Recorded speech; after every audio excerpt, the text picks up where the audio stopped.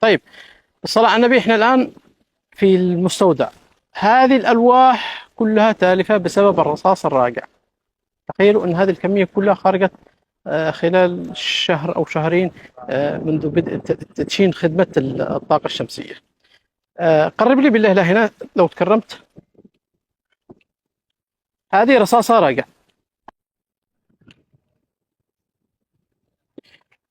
هذا لوح ثاني، هذه رصاصة راقع أيضا.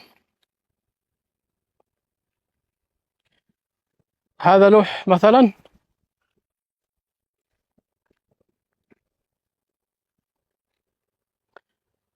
هذه رصاصة راقع للأسف الشديد.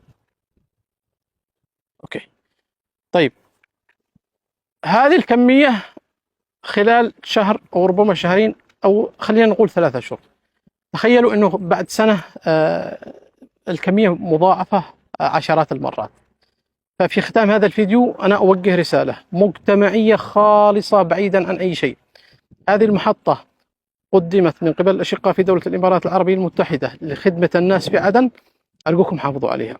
يعني على الأقل العالم يقدم شيء إيجابي للبلد هذه. إحنا كمجتمع، كقيادات، كشخصيات، كإعلاميين، ككافة أطراف المجتمع، إحنا بحاجة أن المحطة هذه يتم الحفاظ عليها. هذه رسالة أنا أوجهها فتحي بالأزرق من داخل محطة الطاقة الشمسية.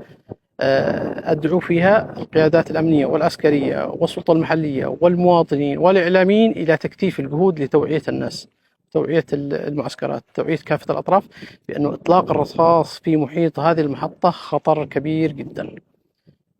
نريد أن نحافظ على هذه المحطة لأنها للأمانة قدمت خدمة إيجابية كبيرة للمجتمع في عدن، الذي شعر فعلا بفارق الخدمة ما قبل تشغيل المحطة الطاقة الشمسية وما بعدها وما قبلها.